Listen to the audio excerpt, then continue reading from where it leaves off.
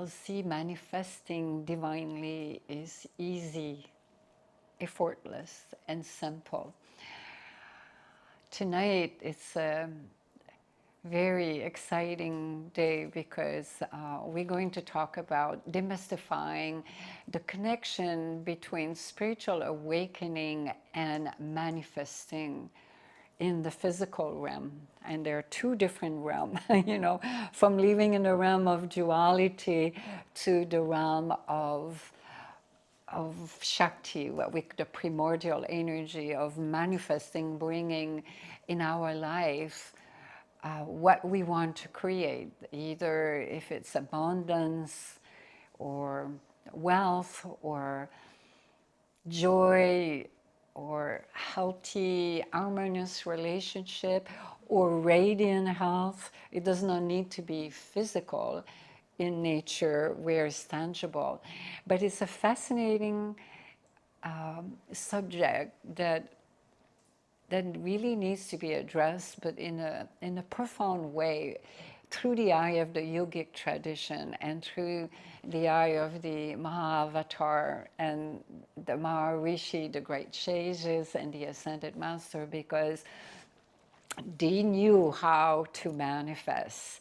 They had the secret for so many thousands of years.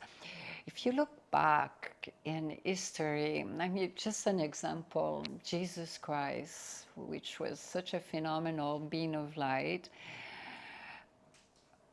I mean, it's been said in the Bible, I mean, he turned water into wine, right? You heard that, how he created fish in abundance when they were running out of food at a wedding.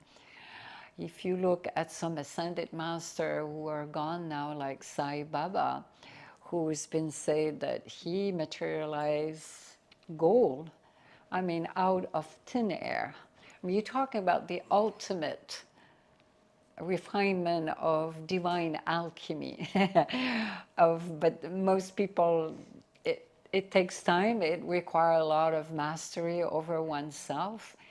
And but the spiritual awakening has a lot to do in manifesting. But for Devi Ma, I always talk about, it's not about the law of attraction, because there's a lot of law that we, all human beings, are subjected to it, like the law of attraction, the law of assumption, the law of cause and effect, which is karma. But we will dwell more on the spiritual aspect of it, because when you start manifesting divinely, it's a different approach. It's a different level. It's not the type of manifesting where you just write down your goal and you just visualize. It's not how it works. It's so much more refined. And there are certain very valuable insights. We can go over all, because that's why we're launching actually today our program. We're so excited because for the last 4 months I have been working really hard. It's a real labor of love to bring about this new online program, the alchemy of divine manifesting. It's all based on the ancient spiritual wisdom of the Ascended Master and the Maharishi. But tonight I want to talk about more the connection related to spirituality and spiritual awakening, and particularly in growth, because a lot of people are not aware that what's preventing them from manifesting is where they are karmically, where they are in their evolution. And often they're not aware of their samskara. Samskara means karmic impression, or their vasana, because if you remember from maybe previous satsang, if you have done program at Devi's Grace, you will remember that karmic impression becomes tendency, they become vasana. And most people are not aware of their karmic structure. it's hard for most people to know unless you practice a lot of mindfulness. You're very aware, you're on the spiritual path, you do sadhana, spiritual practices, then you become more aware of what are your limitations. What's blocking you from manifesting what you want to manifest in the world? And so there's 5 insights. We'll go over that tonight, and because we can't go about the whole program. It's fascinating. The program, I go in depth about how to transcend the subconscious mind. Because what stops people from manifesting is exactly that. There's some scar in the subconscious mind that prevent them to bring about their dreams, their goal. And so spiritual awakening is a is so incredibly instrumental into creating the life that you want, and to become aware deeply, what are my limitations? And most people, they're not conscious of it. It takes so many different aspects on the spiritual path for them to start looking objectively. Oh yes, this is what is stopping me from manifesting what I want. So the first valuable insight, well, of course, trust and faith. Like Jesus Christ talked about that. The Buddha, so many great enlightened masters that came on the planet. You know, me and my Father are one, and what I have done, you can do more. Those were the words of Jesus Christ. But when you look deeper, it's manifesting, everything comes in divine timing. And a lot of people don't understand what is divine timing. It simply means to align your karmic structure with the right frequency of manifesting what you want. And so most people give up what they really want to bring about. And again, manifesting, it can be just having a radiant health or having harmonious relationship. It does not necessarily mean physically. And so they stop co-creating, because it's all about co-creating. So the alchemy of divine manifesting is about co-creating with the divine, with your vibrational energetic field, working with the life force energy. So you could say God, whatever we call it by so many names, the source. You can, even in science, you could call it the universe, depending how you look at it. Become your partner. And I can tell you from my life experience, for here, us yogi, we call it the divine mother, because Shakti, the primordial energy, what we call Shakti, the life force energy, is what manifests the cosmos. So when you have a partner like that to co-create, you can create a lot of phenomenal things in the world. So the first insight is exactly that, to trust the divine timing, that it will manifest in the perfect time. And that requires a certain level of surrendering. Surrendering, and when you surrender, is not submission, it's surrendering to the moment now, and trust that the divine timing will come about. Everything will align perfectly with your karma. Let me give you an example. If you look back, let's say tomorrow morning, I'm just giving hypothetically a story. I'm Rita. Let's take Amrita. She wants to be famous, a superstar, right? And she decided she will be this famous musician, and wants to work at creating and manifesting. So if you force it, and somehow sell your soul, so to speak. I'm not, this is a story. The point of this is that if you manifest something you're not ready for, the universe will test you. God will test you. The Divine Mother will test you, whatever we call it, will test you to see if you're ready to bring about what you want to create in your life. Let's look at Marilyn Monroe, the very example of so many, of becoming famous really fast. Elvis Presley, the Prince, Jimi Hendrix, Whitney Houston, how many of them who have become famous and could not handle their fame? Because they created that, they co-created, they manifested fame, right? But look what they ended up.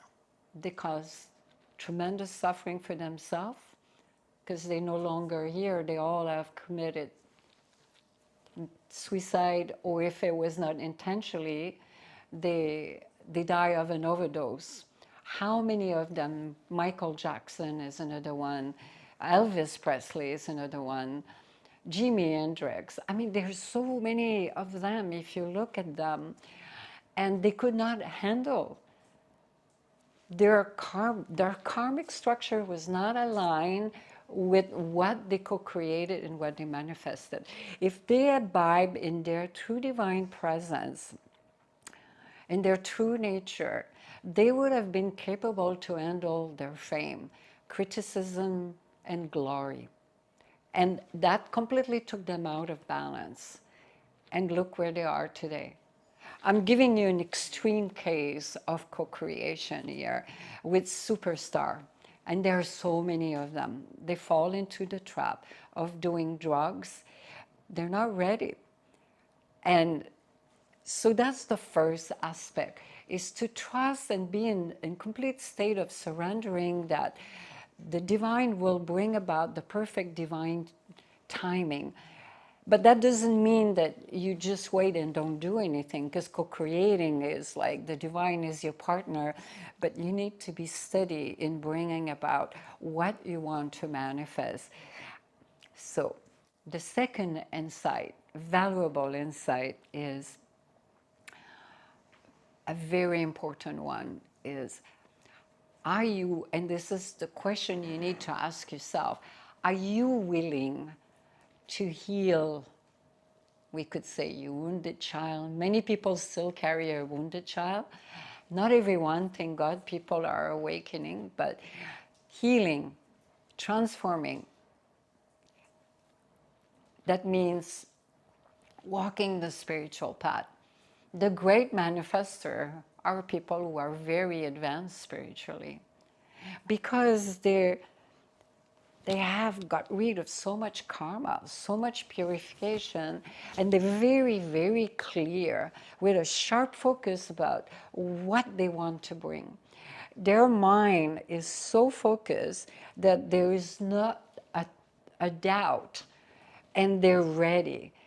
Ready, what I mean, not emotionally and mentally, like all at those different levels, at the mental body, but also energetically in their energy field. And they also have been tested in so many ways, where their karmic structure aligned very well with their vibrational energetic field. And I've burned so much karma, so they're capable to bring about.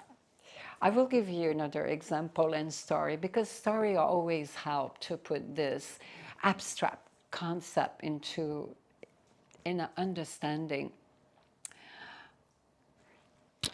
I have two stories. Are you willing for little stories? Okay.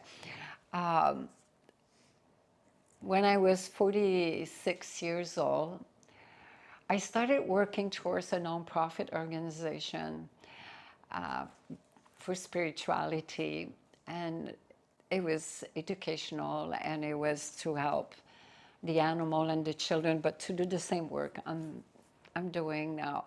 This is like what, over Well, actually, if I say that, you will know my age. It doesn't matter my age. We're not the body, we're not the mind. But anyhow, it was right before I was diagnosed with advanced breast cancer. And I was feeling really called to bring about the light of oneness. And then as I started working towards this big project, and we were working on the website, within 2 months later, I was diagnosed with advanced breast cancer. And when I heard the news, I knew it because I could see it. It was traveling up like a snake going up. And, and I didn't want to face it. And I remember when I heard the news, I cried because I knew I had to let go and give up all what I wanted to create and co-create and manifest, which was so many lifetime of a dream I wanted to contribute, because I came on earth for this when I was, 46 years old. It's many years ago. And overnight, I stopped everything and I took care of my health, and I had no idea what was going to happen. And I completely surrendered to the divine.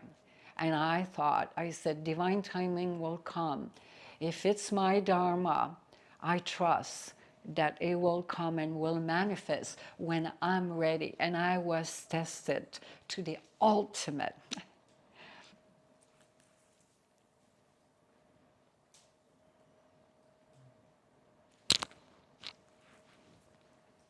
It brings tears in my eyes because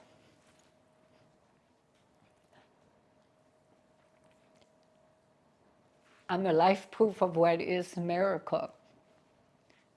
And I always say, if you realize you're a divine miracle, it's easy to manifest. Some of you know my story because I always get emotional because I almost died of an anaphylactic shock reaction to the chemotherapy. And I never thought what was going to unfold after would be so phenomenal. And going through a furious, phenomenal Kundalini ascension, and what a cure. Oh, the Dalai Lama came into my life, and all the different master was so phenomenal that I never even dreamed or thought or imagined such a thing could come. And I remember when I heard my doctor said over the phone, he said, I'm very concerned for you because it's very advanced cancer. And he was not sure if I was going to make it. And what I went through in the last 16 years, you have no idea. I live hundreds of lifetimes of purification and intense sadhana. And I mean, you talk about being tested to the ultimate. I mean, to really get the full story, we don't have the whole week to talk about this, but I mean, if you read my book, some of you know, you have a glimpse about what I went through during those 16 years. It's an extraordinary life to have this, and yet living in such a world of deep duality.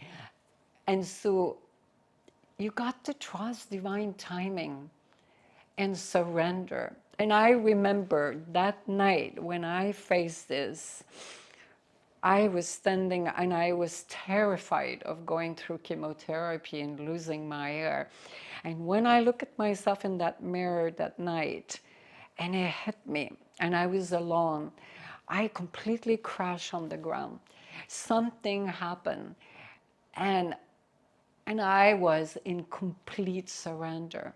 And there was, I will never forget that night. And when I went to sleep and I put that blanket over me, And I got so incredibly blissed out and ecstatic. And I say, if I leave, I will leave, I accept it.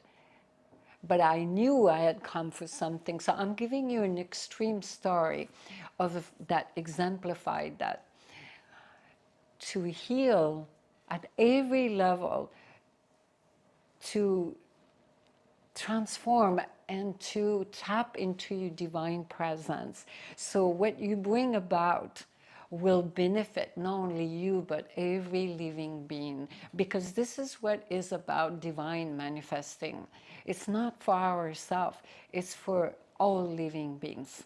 And that will come later, because this is one a very important insight. But before we go there, let's go to the third insight. The third insight is to be really aware and mindful of what you're co-creating. A lot of people are not mindful of the consequences of their action. So this is what it's all about, using your energetical field, what Devi Ma called your vibrational divine energetic field. It's your words, your thoughts, your action affect your energy, and affect your feelings and your emotion. And your emotion and your feelings and your energy affect your thoughts, your words. It's like a circle. And then when you become aware and you're capable of making a distance, it's what I call the magical one, to practice mindfulness, to become aware. What am I co-creating on a moment? The relationship, you're constantly manifesting and co-creating. Have you realized that? How you go about in the world, how you interact with people, the words you speak. Oh, I can never do that. I will never be able to do this. You know, it's like you can write your own self-prophecy. For most people, when they hear the word cancer, it's a death sentence. But if you believe that, then so be it. It might be. It depends on how you go about to create and manifest. The same thing with so many things in life. So this is where it comes, practicing mindfulness and to become aware of what are we co-creating on a daily moment. What are we ingesting all the time with the news and the media? Look at the wars on our planet. Are we feeding into this in our speech, in our conversation? Because that's a different level of manifestation. See, most people, when they think about manifesting, they think about creating the life they want, they creating their dreams, but we also creating our life on a moment to moment, how we interact with people, how we go about signing contract, or whatever is our action, our thoughts, our words.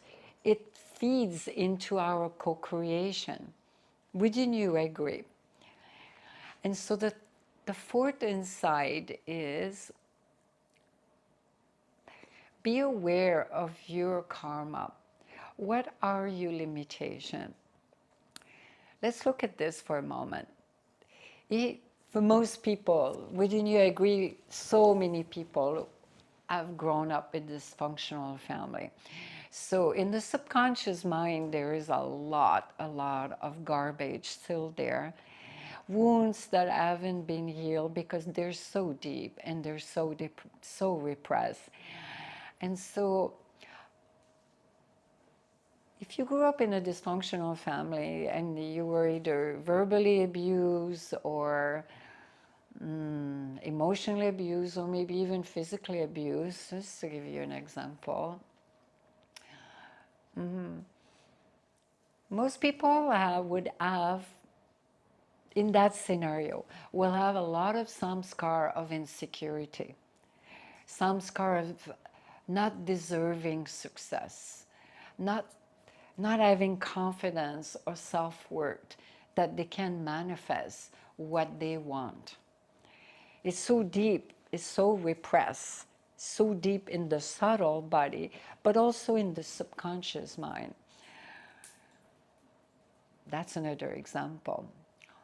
Now, in terms of divine timing, also, I have another story. If I look back in my own life, to be co-creator, when you're spiritually awakening and it's naturally unfolding, then karma start falling off.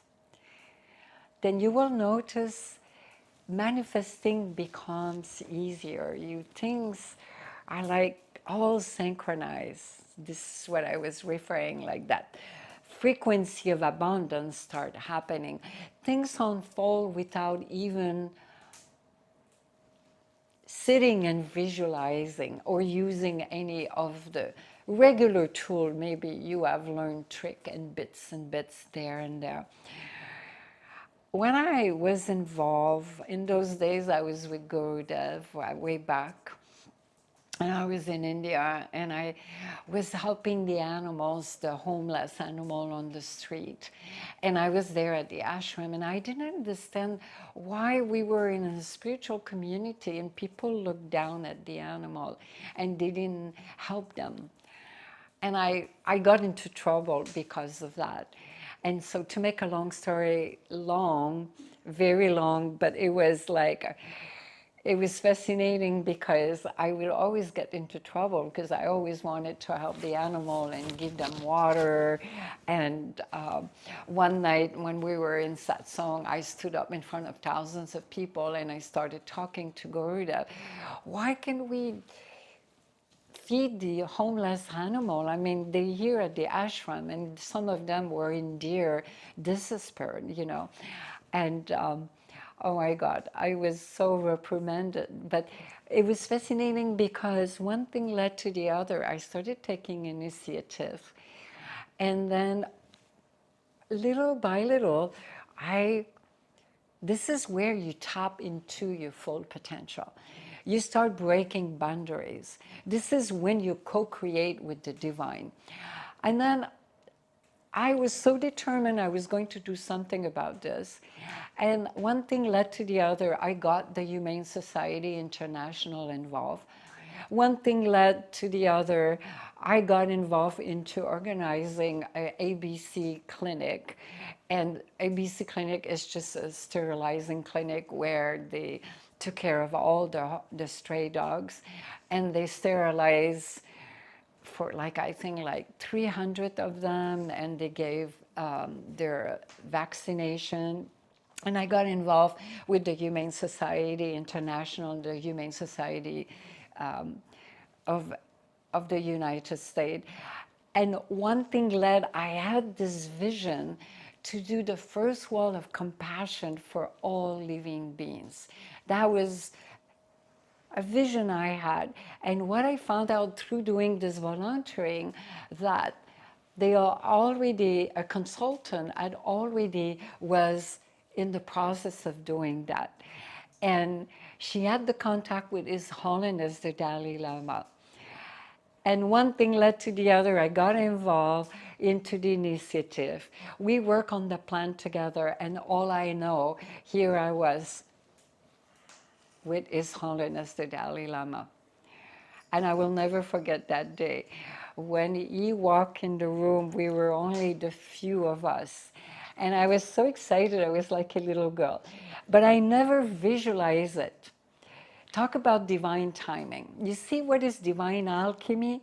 Is that when you forget about yourself and you do it out of deep Mahakaruna, with this deep compassion, and you want to co-create with the divine something with a vision that is beyond your own little being, but you tap into this state of complete surrendering. And so here was His Holiness, he just walked in the room. And I was invited, and I was not even going to go because I remember I had another trip in India and they were coming, and then someone just brought sense to me. How can you turn it down? You got to go. I said, okay. And I remember it was really challenging because there was one trip from another trip flying to India, and here we were, and that morning, I was like a little child, and His Holiness just walked in. Everyone was dead serious in the room, and I was like ecstatic. And when you walk in the room, I said, His Holiness, the Dalai Lama, and I was like a little girl. And he came, and I had a bouquet of flowers for him. And he just came, and I offered him the flower. He gave it to his attendant. He took his arm, his hand, he put it on my heart. And then I said I wanted to express my love and gratitude. And he just looked at me straight in my eyes, and in silence, he just put his forward, the top of his head on my head. No, actually, it was his forward. He put his forward on my forward, and he just led me into this beautiful dance, very like a bowing, really low. And we were touching each other's Swarasara. Swarasara is the 1,000 petal lotus. And then he took his time, you know, it was a beautiful reverence, and he came back up. And then we look at each other. I mean, we were like literally almost nose to nose. And then he put his forehead on my forehead a second time. And then he bowed down again, touching my forehead. And he took like probably 3 minutes doing this. And I was so blissed out. And then we sat down with him. And then during the event was a very small event. There were a couple of hundred people, people in the press, people high in Bollywood, there in India. It happened in Mumbai. And it was the first day of compassionate for all living beings. And this is the night I took that photo. I gave him a little cow puppet that I bought here. And I was alone with him. He was standing there on the stage. He was with his attendant. And I looked at him, and I was talking to him like a little child. And I gave it to him. He put it in his finger, and he started playing like that little puppet cow. And then he let me take photo of him, and I have the photo here of him. It was such a beautiful, precious, it was so casual, so unpretending. Talk about divine timing. Talk about manifesting divinely. It would have never happened without that phenomenal manifestation of spiritual awakening and phenomenal growth in this lifetime. And so the last insight is exactly what I said earlier. When you manifest that way, is divine alchemy of manifesting. It's not even for you anymore. You don't even think about yourself anymore. It's for all living beings. Because it brings a completely different energy. It's a completely different karma. But the first thing first for a sadhaka, for a sincere seeker, is ask yourself those questions. What is it in my life that is preventing me from moving on? Is it a lack of discipline? A lack of self-confidence? A lack of self-worth? Excuses? Laziness? Procrastination? Doesn't matter what realm it is for you in manifesting, either if it's physical, emotional, or even spiritual realm. What is it in your life you want? Take a moment right now, and for you online, beloved, welcome. What is it in your life that you want to bring this year? Take a moment. In your relationship, in your work, in your profession, in your finance. What is it preventing you? Is there something, just feel whatever is the first thing that comes to you in this moment. And let's take a few deep breaths together. Normally we do this in the beginning, but I forgot. And as you reflect, see what comes up. Let's unite our energy, our heart, soul, and spirit as one. And see what comes up for you. Be mindful of your breath.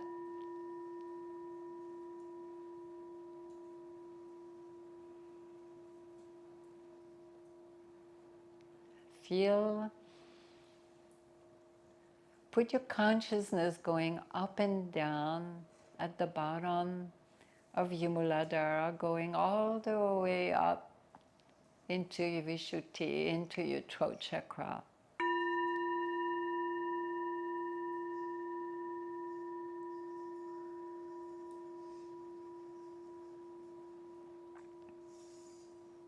And the last one, relax everything.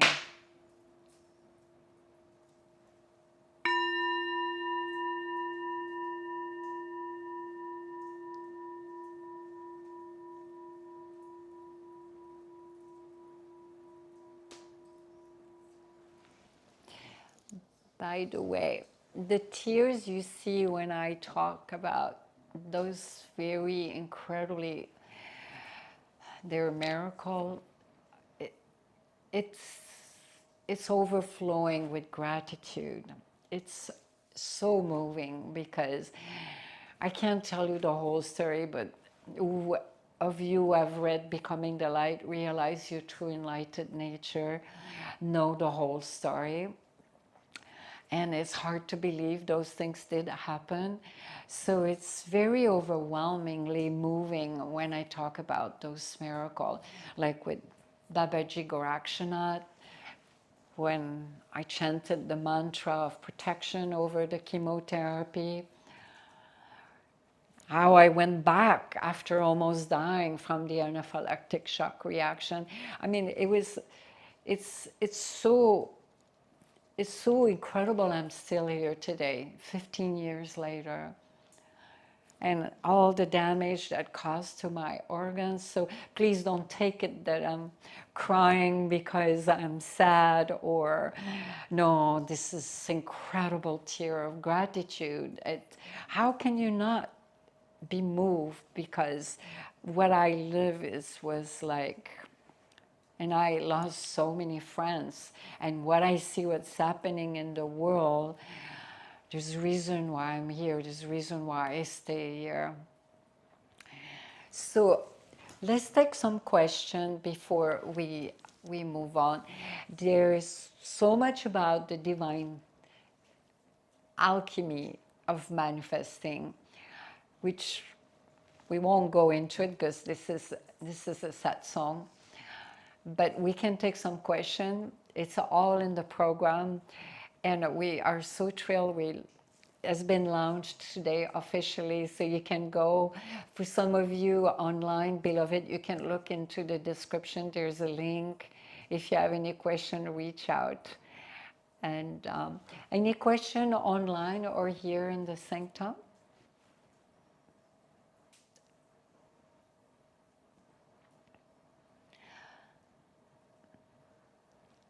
Devi Ma, when you talk about karma and samskara falling away, as your... Speak a little louder. Tell me how that happened. How can I make samskara fall away? That's a great question. We can spend a lot of hours talking about that, but I will bring a short answer to this. There are many ways. The first way is to become mindful of what they are. When you practice mindfulness, you allowing karma to be processed in the here and now. I'll give you an example.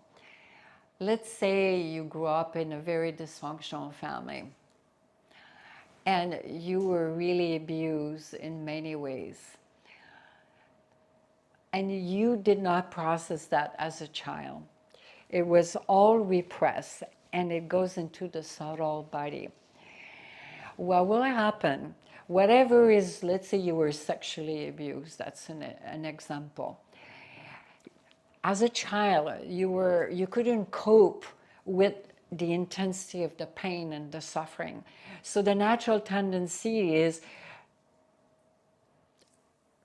you repress it. It goes deep into the subconscious mind. It goes into the subtle body. It's imprinted.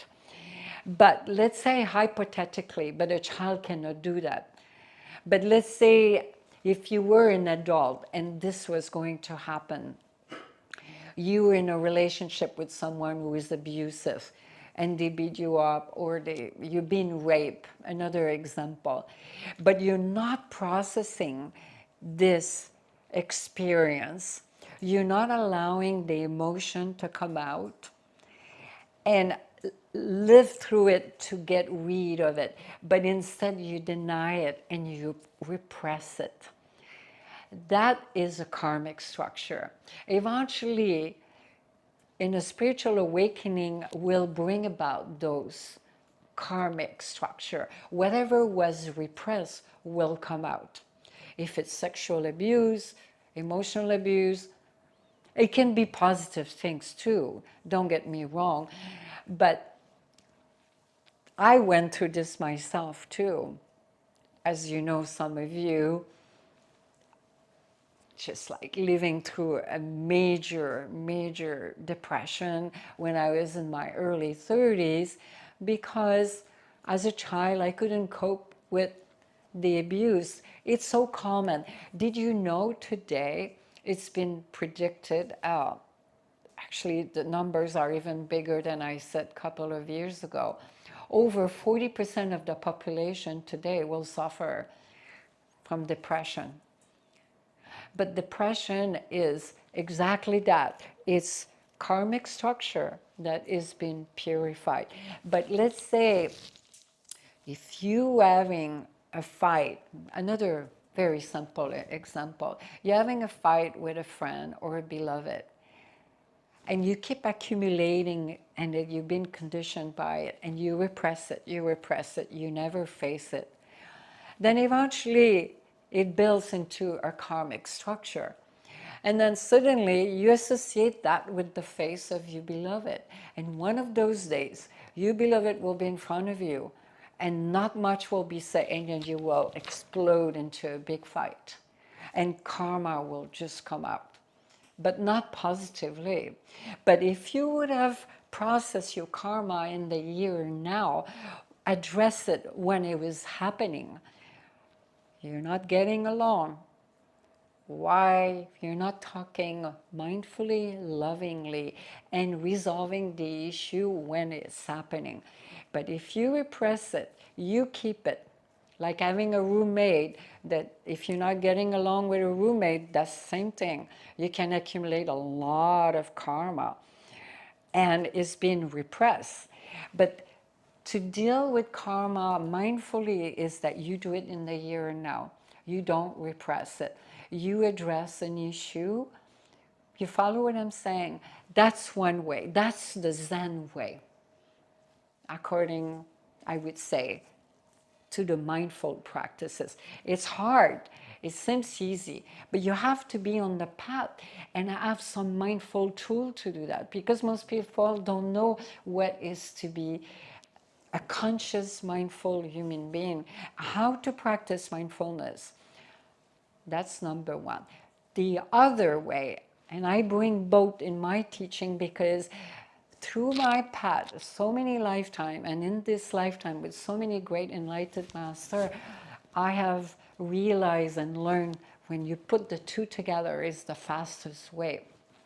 The other way is through intense sadhana. To go through a Kundalini ascension where you do Kriya Yoga, especially Kriya Yoga. Because Kriya Yoga means action, an internal action. You're working with the life force, the energy, and you burning this karma. Through Kriya, you can burn hundreds of lifetimes. Did you know that? It's much faster than just the mindful practice. It's powerful. This is for people who are in a hurry, where they really want to grow and really manifest. I mean, from this one, and I have lived so many lifetimes. And when you go through fast forward, we call it, to be on a fast forward spiritual awakening is very intense. When I went through Kundalini Ascension, it was like, whoa, it was like incredibly intense. Most people cannot handle that, but here at Devi's Grace is done in a way it's not so intense because not everyone can sustain that intensity because it can be very disturbing in people's life. It was in my life when it happened because it changed everything about your life. Everything, everything follows, you know. You can't have the same life. It's impossible because you're burning so much karma. Intense. It's very, very intense. But meditation, deep meditation, like the Siddha Satchit Kriya Ananda, walking, mindful meditation, mindful practices. So when you combine that together, suddenly you become a witness of your thoughts. You become a witness of your words. You become a witness of your action. That's the very fundamental of creating one's life. And then things start falling off. Ego, personality, self-identification with gender, religion, sex, gender, all of this is part of the ego. That is not who you are. It's all karma. All the garbage you have accumulated. When we're born in this physical realm, we bring a karmic structure from other lifetime. And that's very deep, deep, deep into the subconscious mind. That's why just mindful practices, for most people, is not enough because there's some very deep limitation in people's karmic structure that prevent them from manifesting what they want. That's why sadhana is so important when you're going through a spiritual awakening. It's extremely important. So when you go through spiritual awakening with Kundalini Ascension, Mahashakti, what we call Shakti, primordial energy, Kundalini, just come and white out and purify what needs to be purified. And then you can experience many things. When I went through this, I would go in trance and I would start speaking in tongue. I would just beat myself up and just go into intense spontaneous kriya and go in convulsion on the floor. It actually was it was very hard for my ex-husband because, you know, people don't understand what you go through. But like I said, here at Devi's Grace, it's a little different because I always felt like having the support when you go through a spiritual awakening is so important, and it was lacking. It's lacking in the world. It's lacking because most people don't understand what it is. And they suffer because they don't know what's happening to themselves.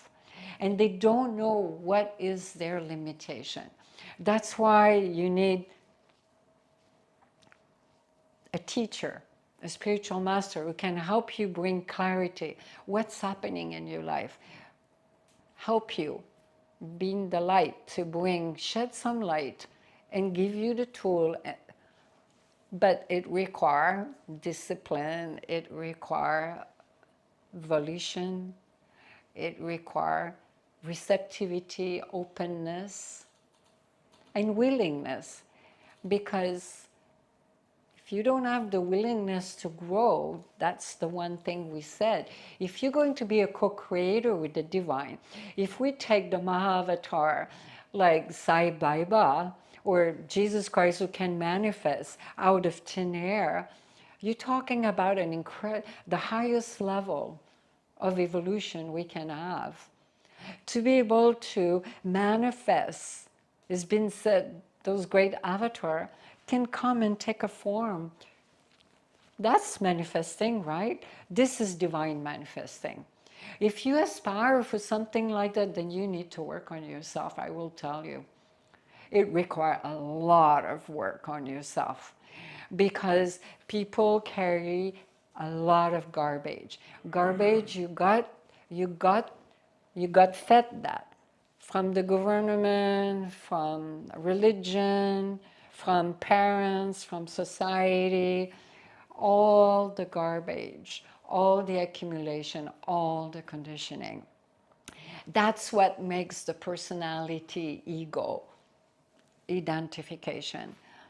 Do you follow? It's a very deep subject. But I would say the fastest way, if you bring about all the tools, oh my God, you're going to grow fast without being too disturbed about it.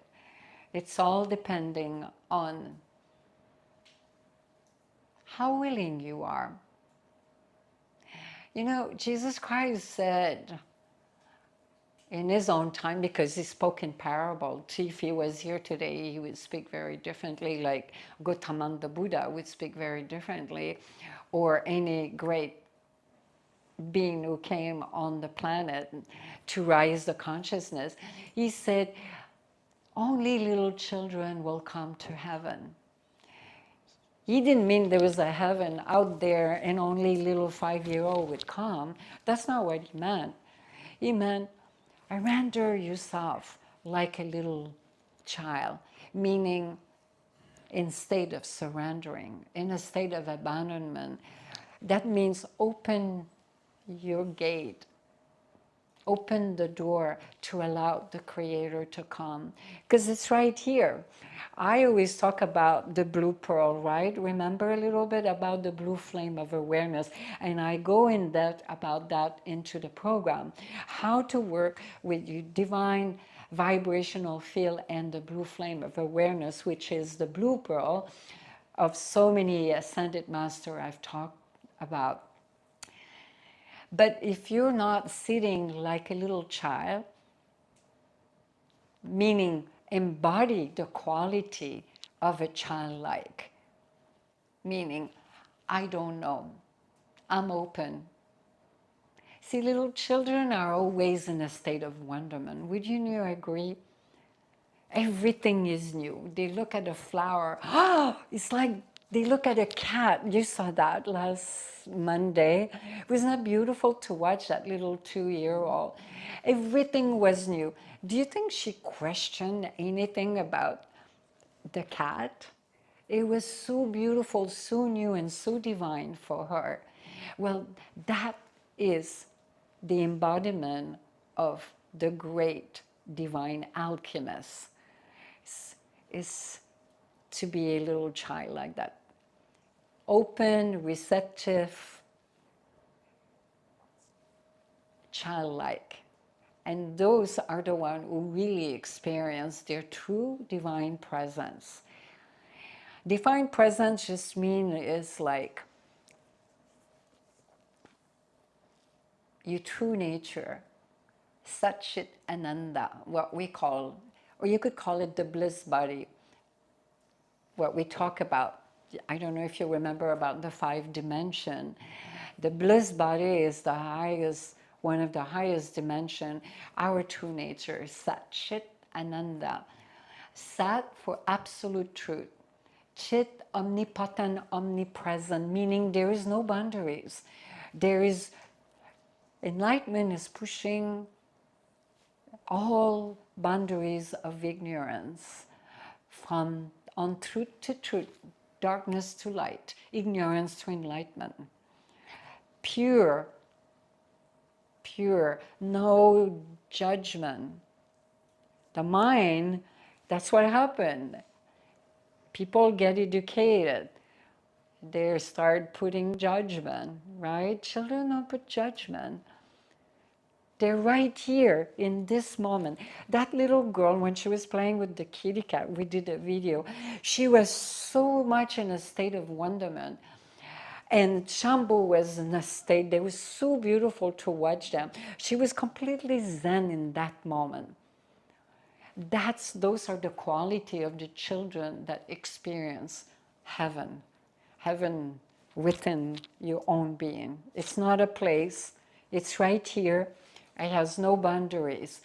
So it's shit, omnipotent, omnipresent, ananda, bliss, not bliss from smoking ash or drinking alcohol or having kinky sex or eating coconut bliss, eating chocolate, or talking about dripping bliss from your own pineal gland.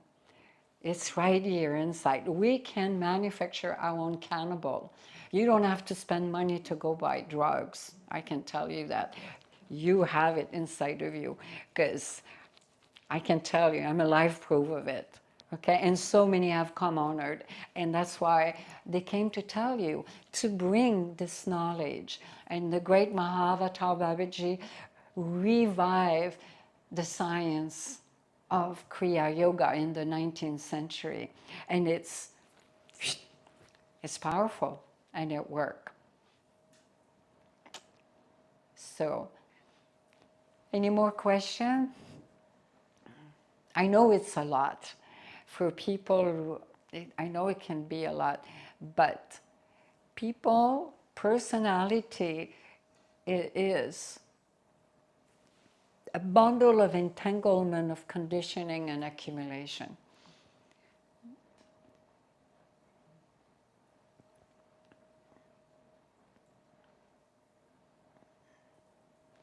What I talk about is not something you can talk about in words. It's something to experience. No words can describe the bliss that you have inside of yourself. Yogananda said, one drop of Amrita, it's enough to let you intoxicated for weeks. I have been in a state where I couldn't even walk.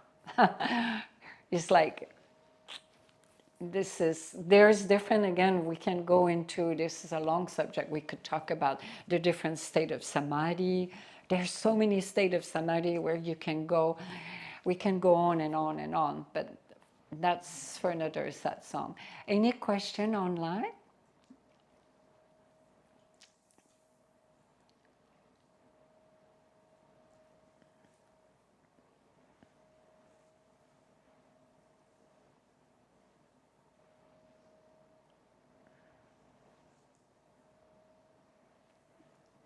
Sometimes we miss them in the chat because sometimes they write them and then we have moved on already. If any one of you have a question online, write it in the description so we can see it. I'd like to hear from one of you here in the sanctum. What came to mind when I brought up about limitation and removing limitation? Anyone wants to share briefly for 1 minute? What came up for you? Did you have an instant like, oh yeah, for me, that's, do you feel like you want to share it? I mean, like various mental blocks, Hmm?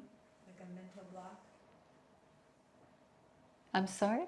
like a mental block, Mental block. you know, like where you just kind of have a block What do you mean by that? It's like you want to do something, but you're kind of blocked for some reason.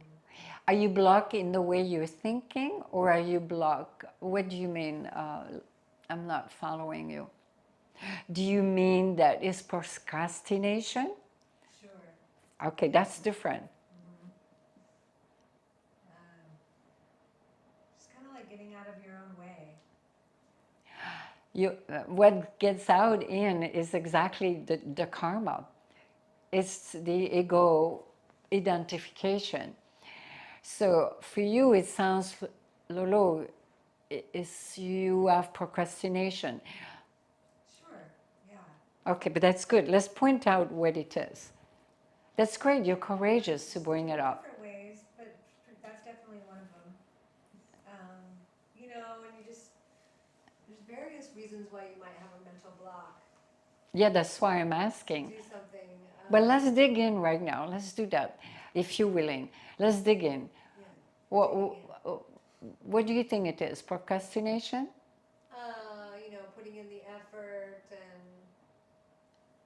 being lazy and comfortable.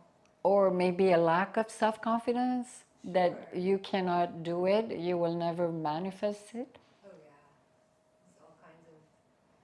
But they come at different times. You know, sometimes I have this great willpower to do it, and nothing can stop me in my mind. Okay, but It changes day to day. manifesting doesn't come from willpower, though. Mm-mm.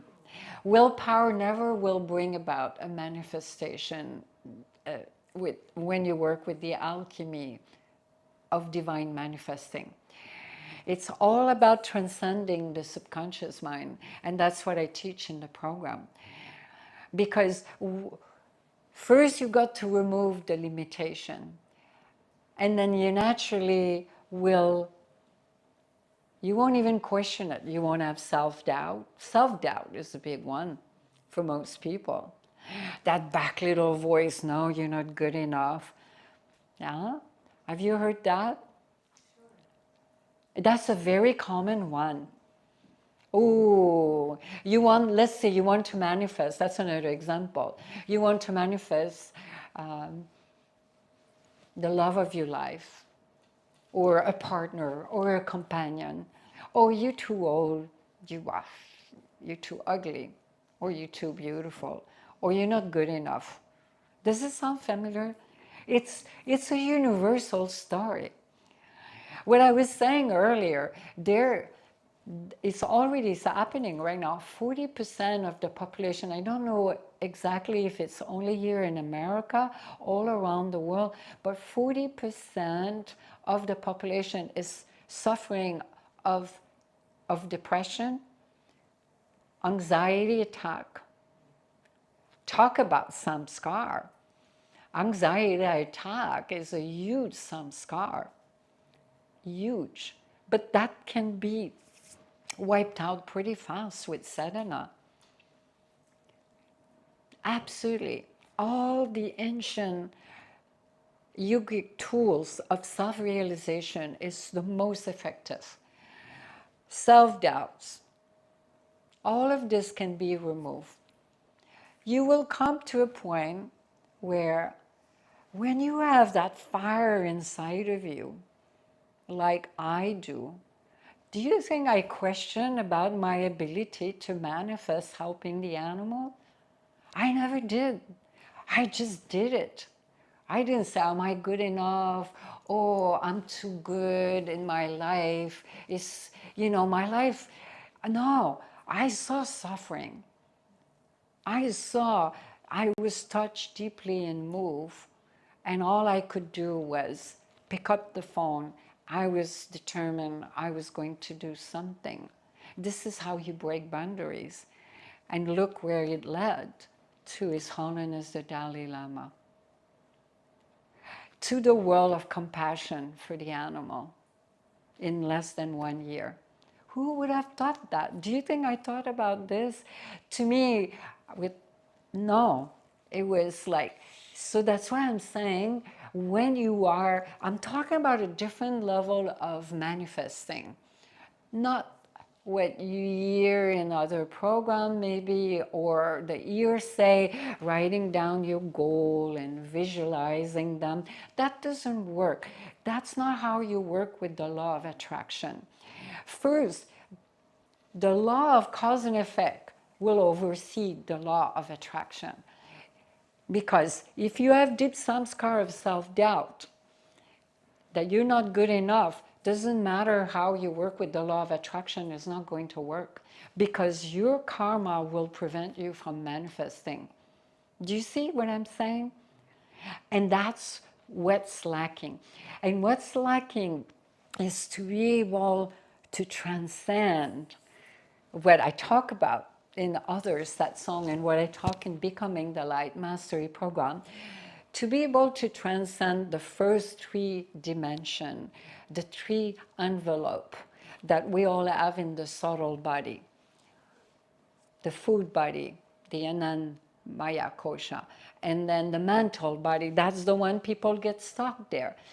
Mental body, most people get stuck there because there's so much karma there. And this is all at the physical level. And then the third one is the pranic body, the pranamaya kosha. Then comes the other two, which are non-physical, which is Vyagna Maya Kosha, which I call the cosmic mind. It's where you manifest there, because it's not you anymore. You have become a co-creator. You're working with your divine energetic field. And then there's the bliss body, the Anand Maya Kosha. I'm throwing a lot at you right now. I was not going to talk about that because that's in the program. But is most people don't realize when you're co-creating at that level, which is with the alchemy of divine manifesting, is different. Like I said in the beginning of the satsang, when you realize your divine miracle, then your partner is the divine, and you work with that energy. And then self-doubt will never come to you, Lauren. It will be gone, wiped out of you. You will have that impulse inside of you, the vision, and somehow everything will synchronize to manifest what you want to do. Definitely believe in divine timing. Yes, for sure. So I put the efforts in, it's good to know what the first step is towards the effort. Like you went ahead and made a phone call. You made the first step.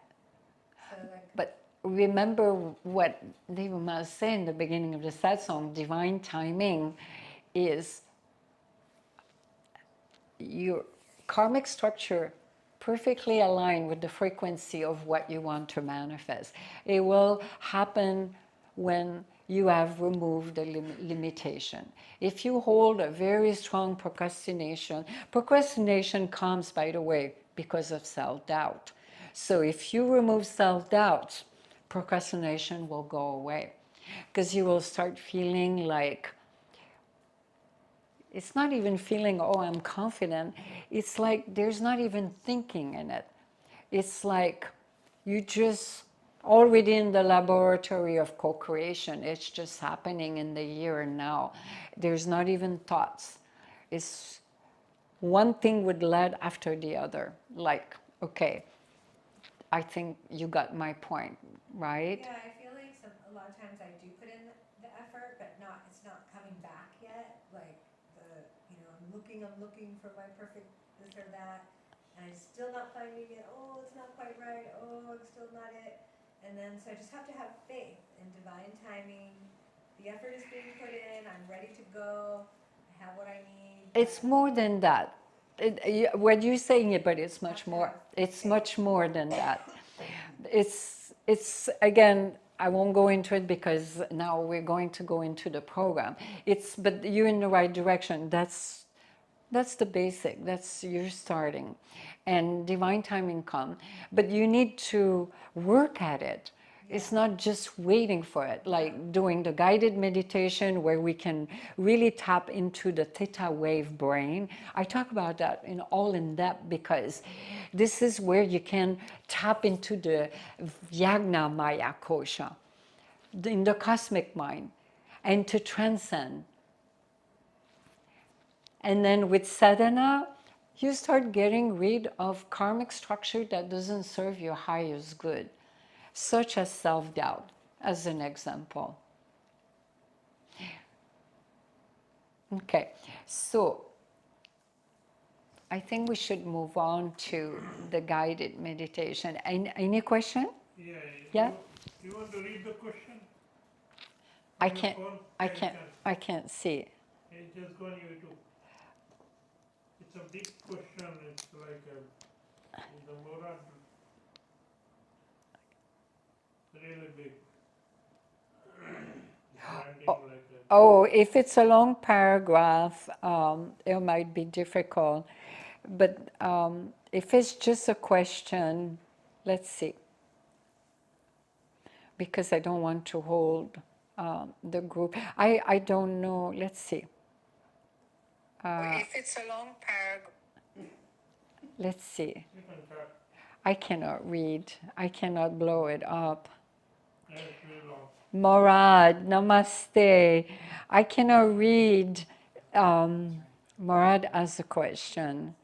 Yeah, Vasencha is there. Maybe. Morad, namaste, beloved. If you can just, well, I'll read the comment later, but if you can just pause the question without going into details, that we can keep that in Presence Divine Satsang. In the next one, we can go more in depth. But if you just pause your question for the group, because I cannot read, it's too small and I cannot blow it up. See if you can just see the question.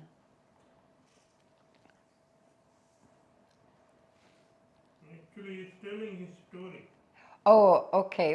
Unfortunately we cannot read it because it's impossible. It's too small. Yeah, he's asking because you said the Kriya alone is enough. Oh, okay. And just say some of the statement. What does it So say? how does mindful help with Kriya? All of this put together, if you're going to co-create, will make a world of a difference. It's every tools together. And everything also in the program, what is imparted in doing the guided meditation. Because the guided meditation, we have a divine alchemist here who's coming to visit us, is about transcending the subconscious mind. In neuroscience, they have discovered in quantum physics, to tap into the unconscious mind is when you go into delta wave.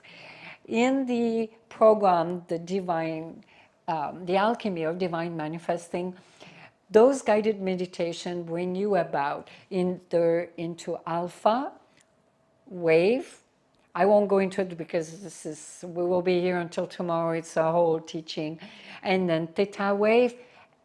Theta wave is alpha wave, and theta wave is when you start transcending the subconscious mind. Then with the guided meditation, you can reprogram yourself for co-creation. I think he's ready. This is Shiva, by the way, if some of you don't know him. And then delta, you tap into the unconscious mind. And then through those guided meditation, you can do this. I mean, when we did the filming here, Sandra was here. We had several people here. And she was out completely, not asleep. And it took her like an hour to come back. It was so profound for her doing the live program. And she really transcended into the subconscious mind. So are you guaranteeing samadhi in this program? No, no guarantee in life. But she did, though. She did. She even wrote a testimonial because she was just so blown away. She was there for the whole recording of the program. But what is Morad saying online about Kriya Yoga? Can you read it briefly? Just that sentence? Yes, he said, I have very important question. The free time between no sadhana time and the sadhana time. How does one be make situation normal day to day situation as I am in them? Speak a little louder. What can I do to move in more blissful way of being and make the situation into movement where some healing can happen and well-being can happen?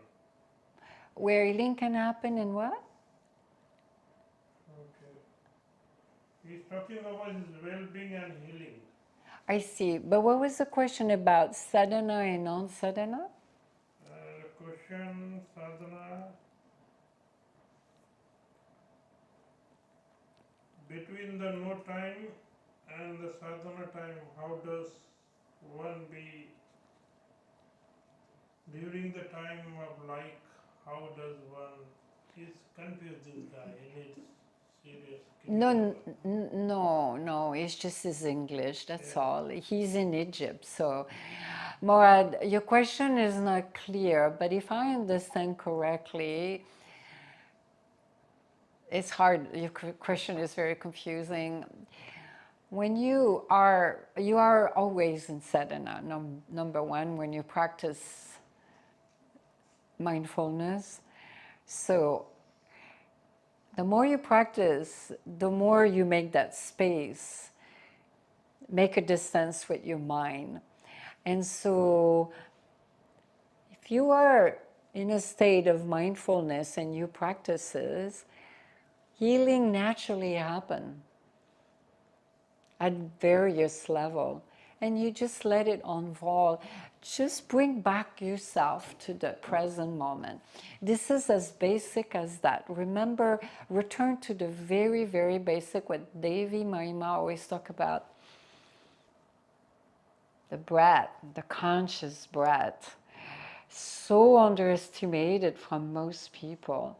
And I'm surprised you asked that question, because if anyone knows, you know that. We have talked about that. You have done the program. Is always go back to your mindful breath. You don't even have to do namaste, because when you're on the spiritual path, you're always in sadhana, all the time. You walk mindfully, you breathe mindfully, you think mindfully, you become aware of your thoughts, you become aware of your emotion. When you bring back yourself in this present moment, you don't even have to ring the bell. When you have done so many practices, it becomes a time you just close your eyes. Just check in. How is your breath? Is it shallow? Is it stuck? Where is the breath right now? Are you aware of your breath? Most people are not. This is what I was saying earlier when we talk about karma. If you're not going to accumulate more karma, then you need to ground yourself in your conscious breathing. Because through the conscious breathing, you can release right now what doesn't serve your highest good. Meaning, let's say you had a fight with your mother or with your friend, and she's judging what you're doing. But you don't want to face it, you deny it, and you're not conscious of it, you're not mindful, and you're not breathing. You're repressing anger, you're repressing frustration. Well, that's karmic impression. But if you stop for a moment and you close your eyes and check in, where's my breath? How am I feeling? Oh my God. Most people not aware of their feelings. They repress constantly. Isn't that what dysfunctional family are? Why do you think there's so many dysfunctional families? Why don't you think the world is functioning properly in love and harmony in their family? Because people cannot cope with their feelings. The human species is very unevolved when it comes to emotional stability. And that's, I think, codependency is one of the greatest malady on the planet. People grow up in dysfunctional family and they learn, this is a learned behavior, codependency, of not being able to cope with feelings, coping with the here and now. I understand as a child you can't, but as you grow more as an adult, as an adolescent, we are maladapted human beings when it comes to that. Would you agree? Why is the human species have such dysfunctional relationship? I mean, out of 5 marriage in the world, only 1 makes it. There's something weird about that. When you look today, the highest level of suicide in the world are children, the adolescent below 15 years old. What is it telling our society? We need to evolve as a society. So to finish censoring Morad, it's so simple and yet people don't apply it. If you're going to process your emotion, you got to return to your breath. You have a fight or you have a disagreement or you're not pleased with your roommate because she behaves in a certain way, you better go stop and breathe and close your eyes and process those feelings. If you had an argument with your girlfriend and she's not approving of what you do and she's judging, you better stop and process those feelings. Otherwise, it will come back. That's a karmic impression. I'm just giving you an example. So this is how you heal yourself. This is how you mindfully process karma. Let's look at karma just for a second, for some of you, because there's a lot of misconception about karma. Karma is just the law of cause and effect. Karma just means memory. It's a memory that is repressed. It's like a software. This is how we can function. And so that's a whole satsang on karma. It's a fascinating subject. And so we constantly accumulating karma. So the question is to heal, to prevent this conditioning, the accumulation, you live a life of 100% 24 hours sadhana. Is that good, Morad? This is, remember, you learned that in Becoming the Light. When you go walk mindfully, you breathe mindfully, you speak mindfully, you stop. What I mean by that, when you breathe mindfully is, let's do this here for a moment. Bring your awareness right now into your spine. And with the power of your mind, release all tension, all muscle. Let go of everything in the here and now. And put attention to where is your breath. Is your breath soft and long? Or is it stuck into your heart, into your hanahata? Put your awareness going up and down in your spine.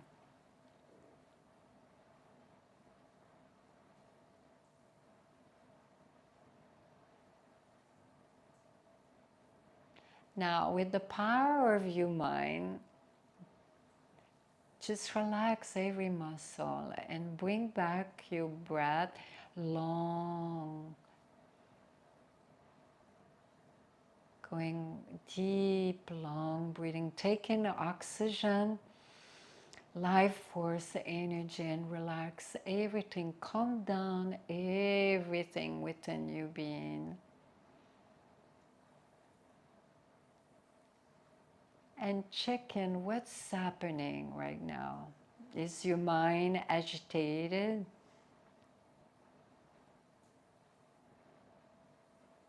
Are you having feelings? What are those feelings? Are you annoyed? Are you frustrated?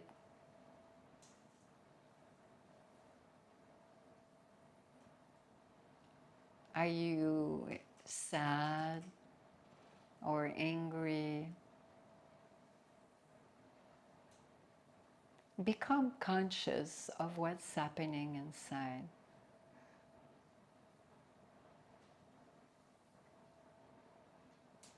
And then let go of everything right now. Surrender it to the present moment.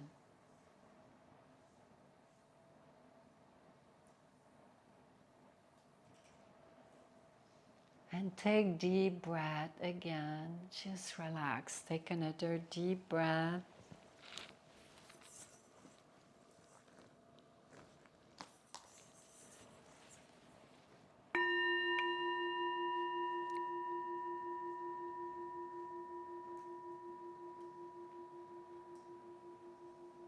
And one last one.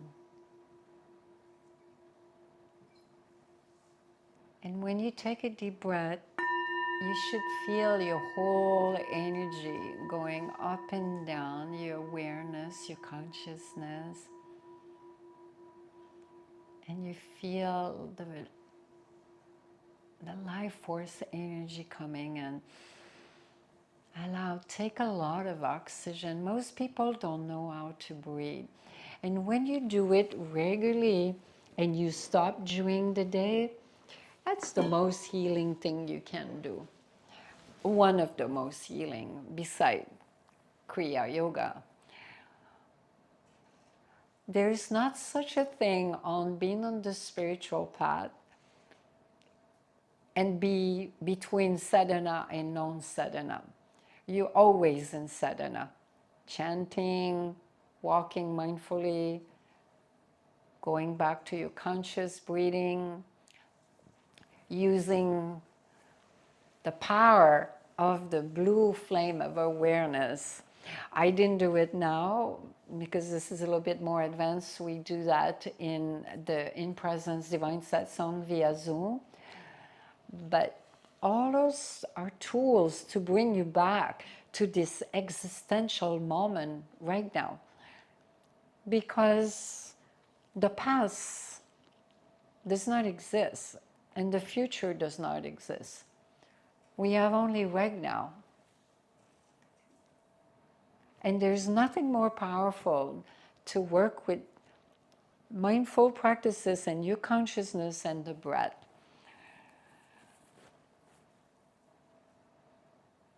So, beloved Murad, you are always in sadhana. So I hope I understood the question properly, but we'll go more in present satsang. I will read your comment, and then it will be easier than maybe. I hope. Did you write anything? Did I understand correctly your question?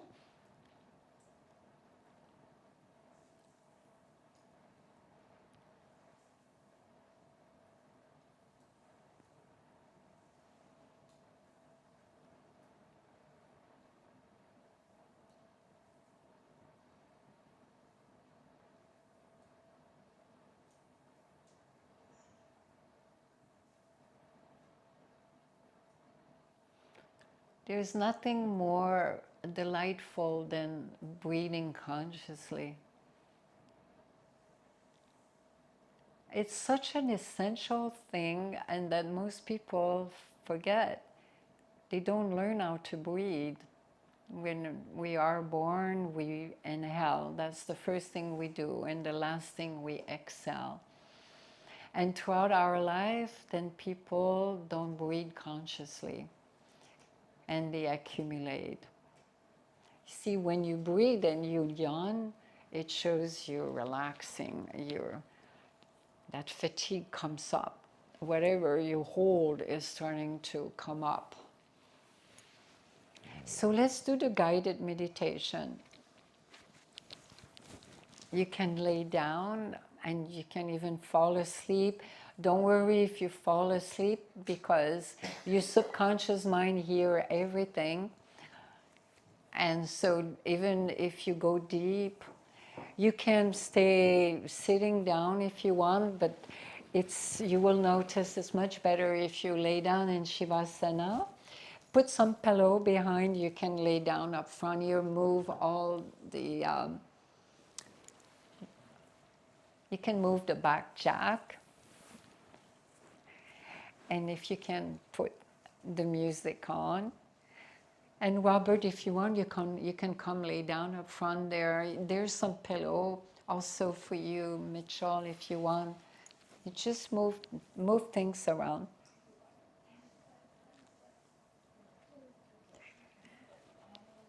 But if it's easier for you sitting, as long as your spine is straight, you can move that.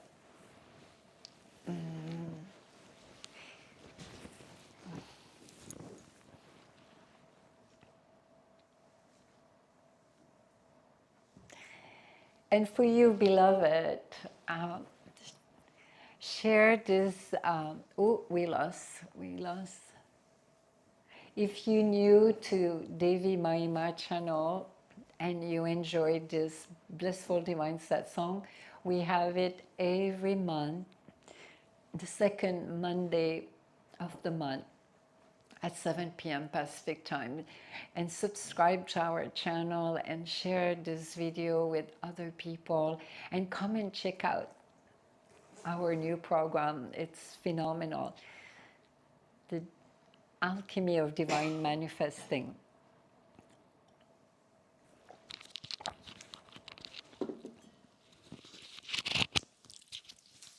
You ready? Take a second deep breath. All make a peace with your hands and tense your whole body, every muscle, and let go. Start it again. And now we need a lot of volume for this. For wealth, abundance, a lot of volume, and prosperity. Start from the beginning. Deep breath. Guided meditation. Louder. For wealth, abundance, and prosperity. Take a deep breath and tighten, make a fist and tighten your body. Tense your whole torso, and let go all the tension. Everything leaves you in this moment. You take a second deep breath. All make a fist with your hands and tense your whole body, every muscle, and let go. Shh. And the third time, take another deep breath, inhale, and make a fist and completely let go and completely give in to this one. You surrender to this present moment that is perfect and magnificent and divine. And you feel at ease, so at ease, floating gently as you're walking along. Helen Hansel was able to win any competition she took part in. She was known as the contest queen because she had in a magnificent field, a golden field, see a golden field. And there is a warm breeze coming and caressing your face and your hair. And somehow you don't know why, but you feel so light, so blissful. And you're almost floating into that golden field. And as you walking, it's coming to the end of the day, and you see a lake, a calm lake, and you're walking by the lake barefoot, and the fresh air rejuvenate your soul and your spirit, and the birds are singing, and you're a free being, you're floating with complete happiness. And then you hear the cricket chanting. And as you walk barefoot on the sand, feel Mother Earth caressing your entire being, every particle of your being.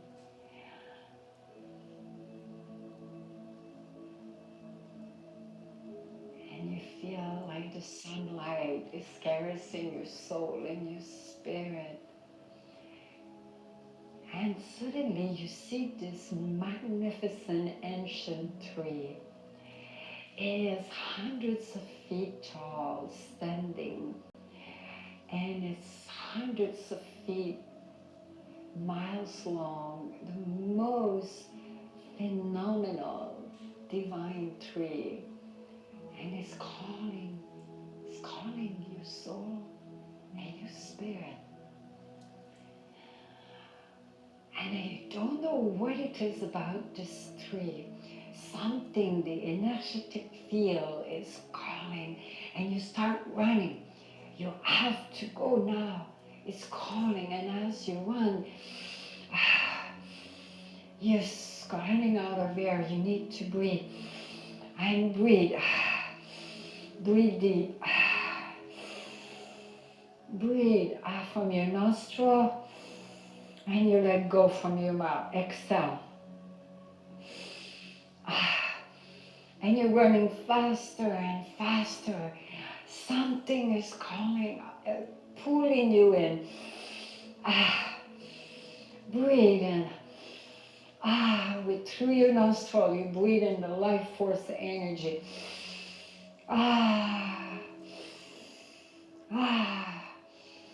Exhale. This is a Kriya.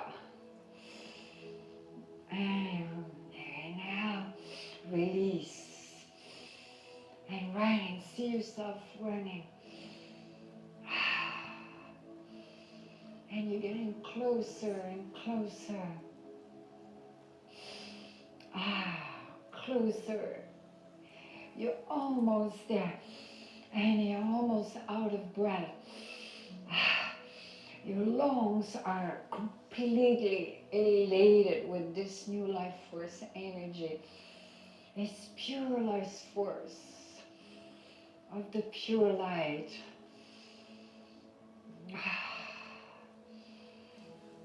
And you have arrived. And you're standing in front of this magnificent divine tree. And you don't know what it is. You feel you want to sit against this throne. See yourself. It's protecting you from the sun. And you feel so calm, so at ease, so peaceful. And there's this tingling, buzzing of bliss within your being. And every particle of your being, soul and spirit. We're like tuning forks. It means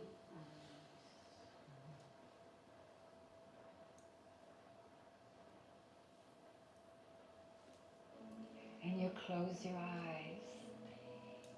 And as you close your eyes, a shaft of light coming from above, a pure white light, is crossing through your crown chakra, your saraswara, and it's going through your spine.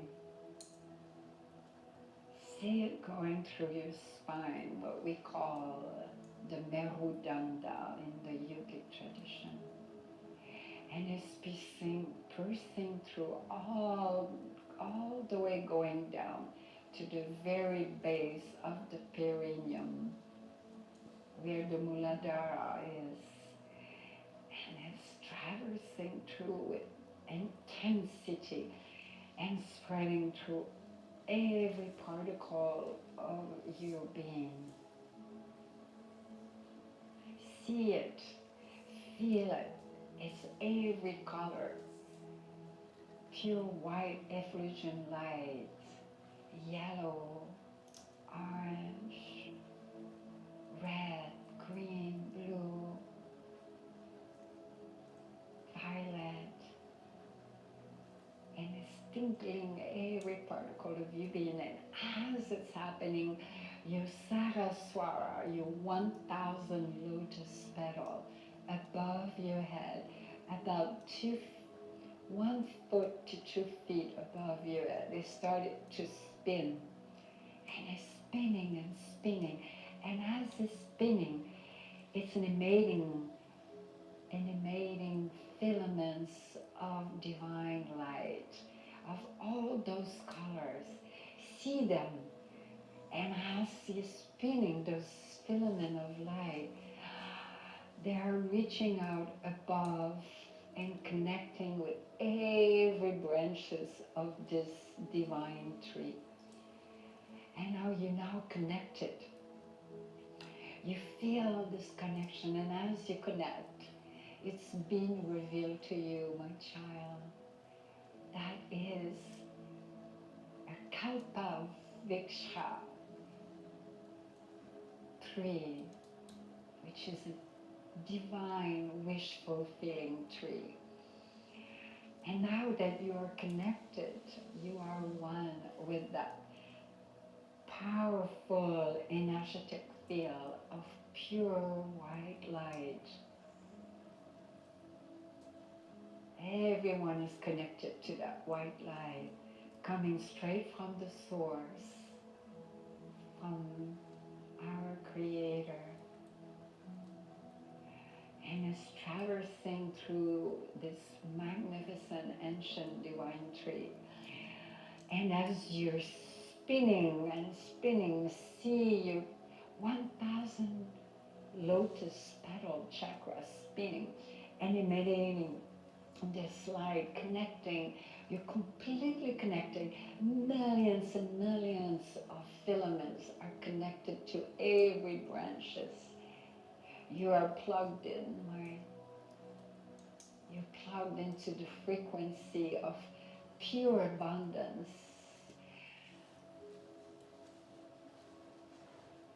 You've been granted the boon to manifest pure abundance, wealth and prosperity.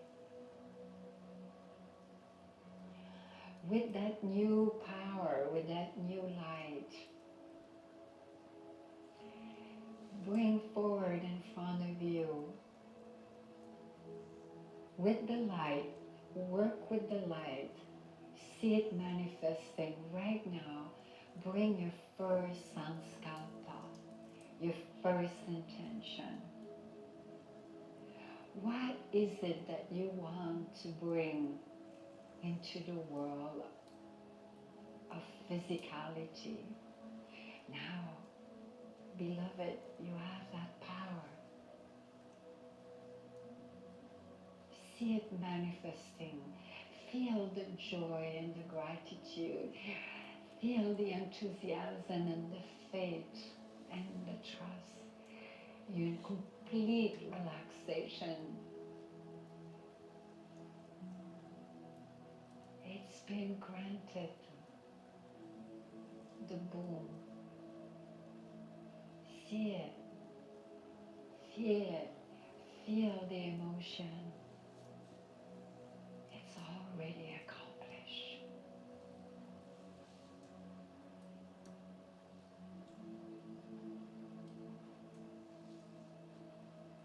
Feel at ease.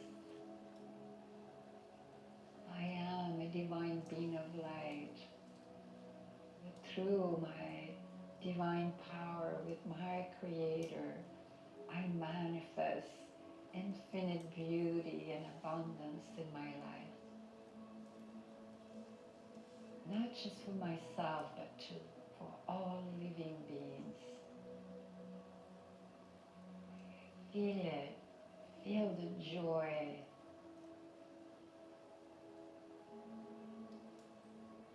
It can be, does not need to be physical. It can be spiritual awakening, enlightenment. It can be healing for yourself or someone else. It can be finding the perfect divine lover. Not long ago, Rita Levi Montalcini's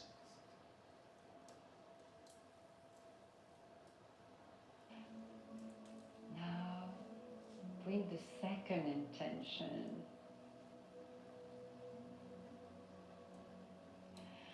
Feel the joy.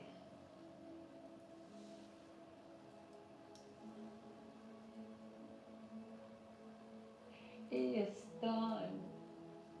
Feel your heart overflowing with gratitude and bow down to our Creator for that you are being so blessed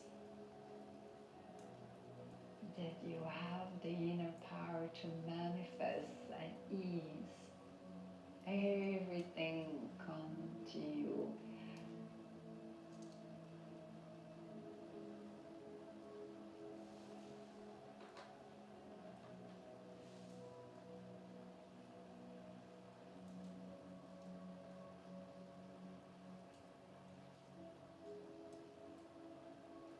Feel how you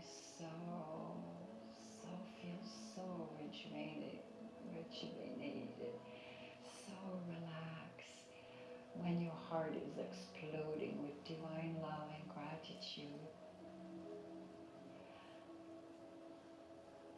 Through the power of your magical wand, with the light of the Divine Mother, our Creator, whatever we may call it, you bring about your third Sanskalpa, that divine energy flowing to this divine wish fulfilling tree. You're using this light now. Manifest your third intention. In this moment, you've been granted the boon, whatever you want. Not just for you, but it serves the highest good for all living beings. If you bring prosperity and wealth, you bring it for others.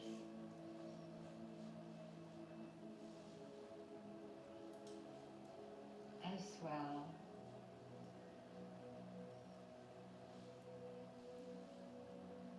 Feel the joy, the faith.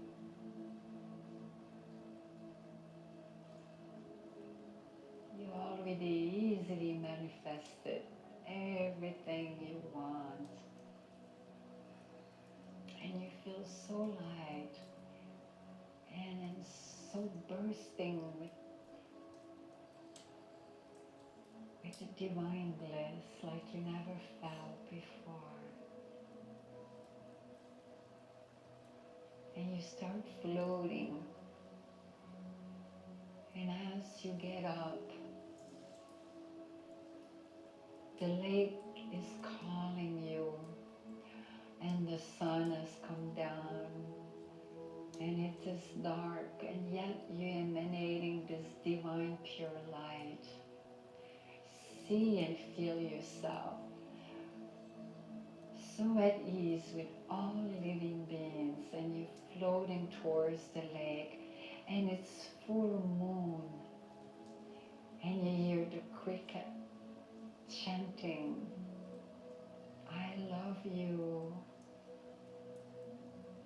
You are so blessed, pure divine light that you emanate. something about the lake is calling.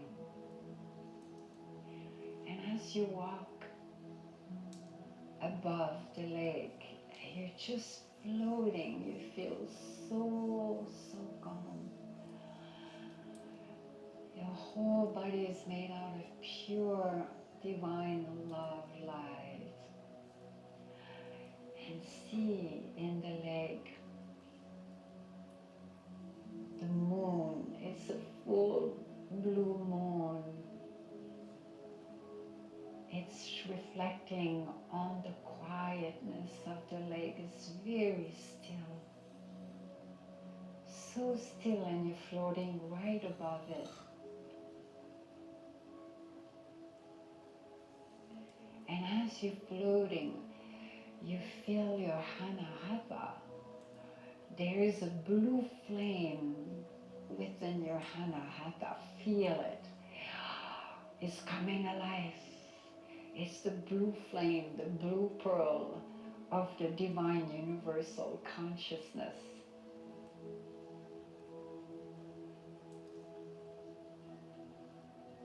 Feel it. It's burning everything about you. And all that remains is that blue flame of awareness. The blue pearl, which is the divine universal light. And that blue flame is floating above. And as you look down on the lake, it's pure consciousness. Through the reflection of the full moon is so still as the moon, as still as is your consciousness. See your first intention. It's manifesting your first sankalpa. Bring it into the vision of the moon. Reinforce it with the blue flame of awareness. Infuse it with the blue flame of awareness. Blow new life force into it from the power of the blue pearl. Within that blue pearl, all enlightened being, all Buddhas, all ascended master and Siddha are within, and that is the power, that inner power. Now bring the second intention. See it reflecting on the moon in the lake.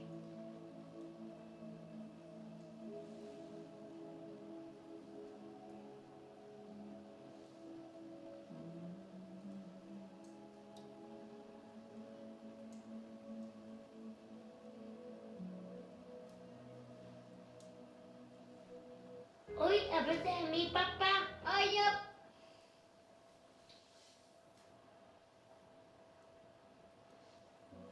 And it's pure consciousness floating as one. And that blue flame is the greatest boon from our Creator. Anytime, my beloved, you can use it. Is the ultimate inner power of our Creator. Now bring about your third Sankalpa. Sankalpa means intention from Sanskrit. See it. It's already granted. Reinforce it. And as you do that, you realize that you're still connected to the Kalpa Vriksha tree, that you've never been disconnected. That connection is forever. That life force energy coming through the divine tree is the ultimate divine light of our source, or whatever we may call it. God, Allah, Brahma, Shiva,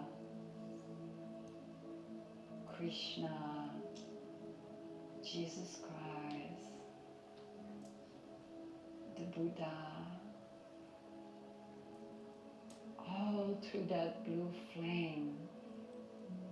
It's a cosmopack of the pure essence of our Creator or the Divine Mother.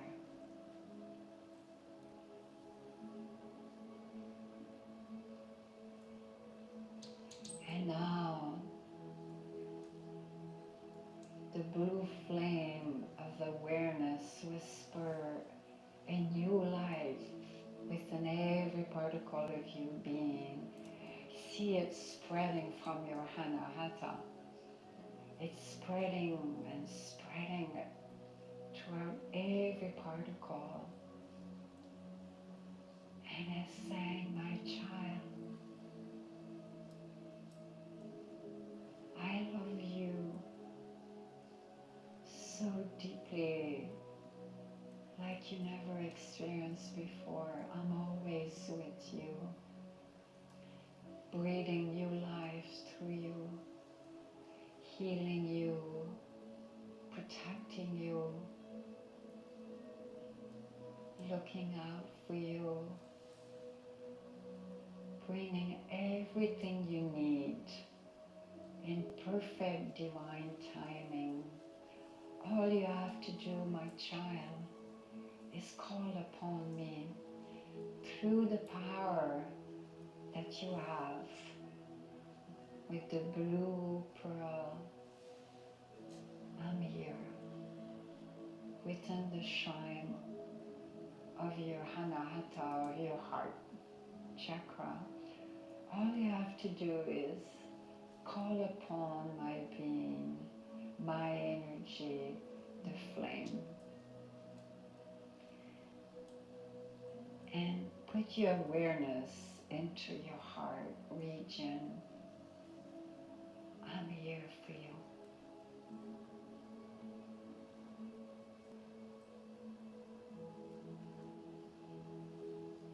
Any moment you can manifest infinite beauty, healing, abundance and prosperity for yourself and for others, attracting the most beautiful, loving relationship and friendship.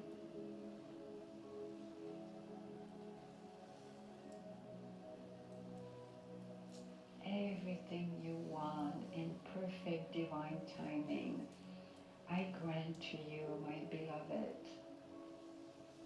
All I ask from you is stay connected.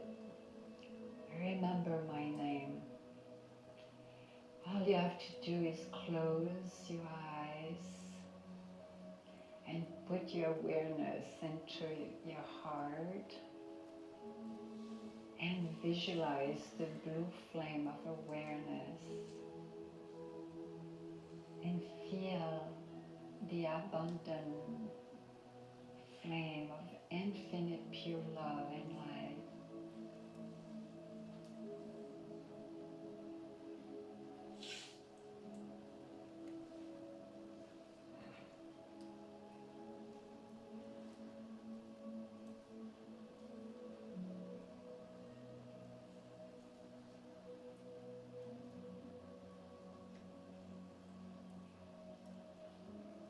My child,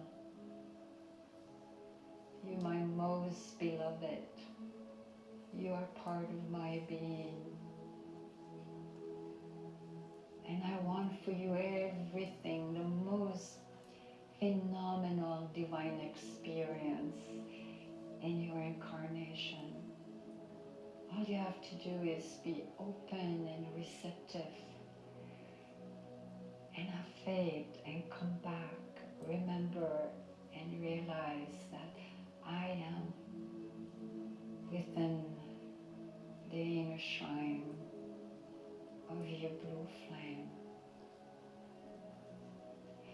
through the power of your conscious breath, go back to the blue flame always, and remember that you are part of my being. Everything you want, I grant you in perfect divine timing. Let's serve your highest unfoldment.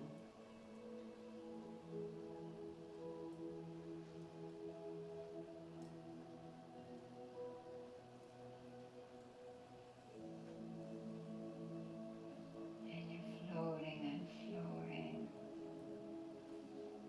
bathing in pure grace of the blue flame of awareness.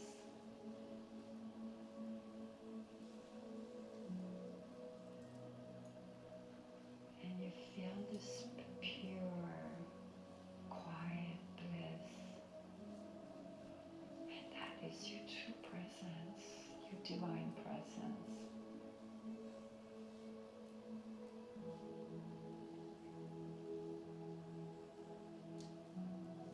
And just have faith and trust.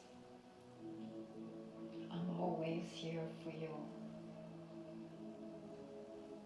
Always.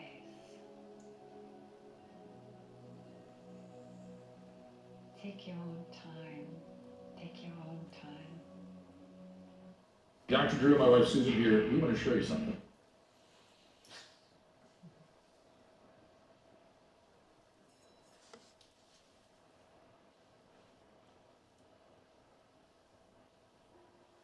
You ready? You can turn on your right side. Bend your knee gently and rise yourself up.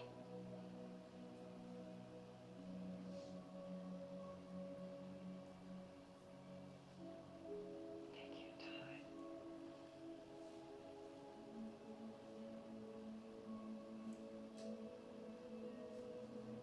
And know that you are pure divinity. You are abundance. Take your own time.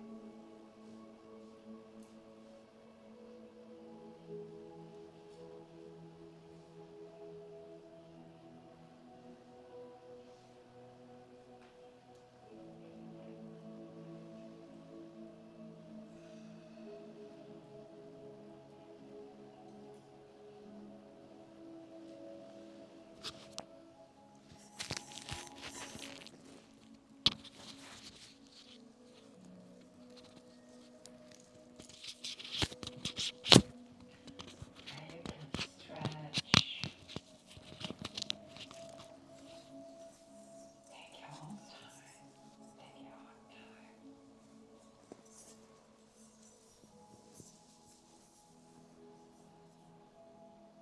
Now you're pure. Your true nature is pure bliss. I love you. I'll always love you. You're part of my energy field.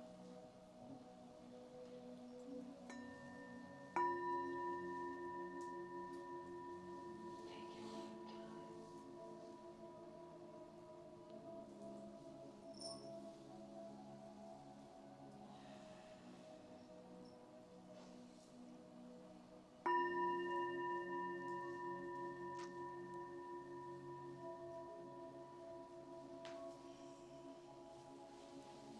You can stop it.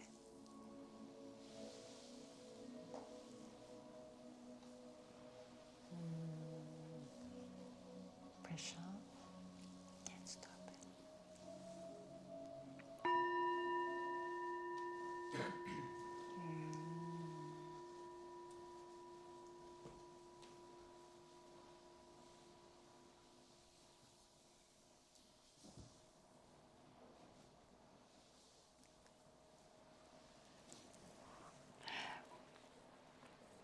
We wanted you to experience one of the meditation in the program, and we had it online on the channel. It's the first time we do that. It was an experimentation, but we didn't realize, and I want to apologize. I'm really sorry because normally it's not like that. It looks like I had no idea Prashant has commercial on his channel, so my apology. Normally we do them live, but I thought today is a special day. Is the launching of the divine, the alchemy of divine manifesting, and this meditation I absolutely love is the Kalpa Vriksha tree. Is the wish fulfilling tree. It's really powerful, but I'm so sorry about that. Oh.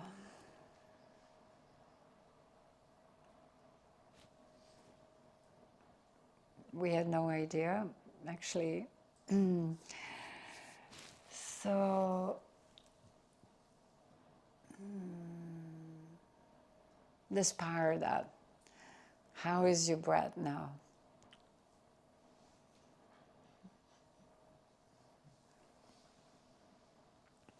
Yeah, we always do the meditation live, but this was a lesson.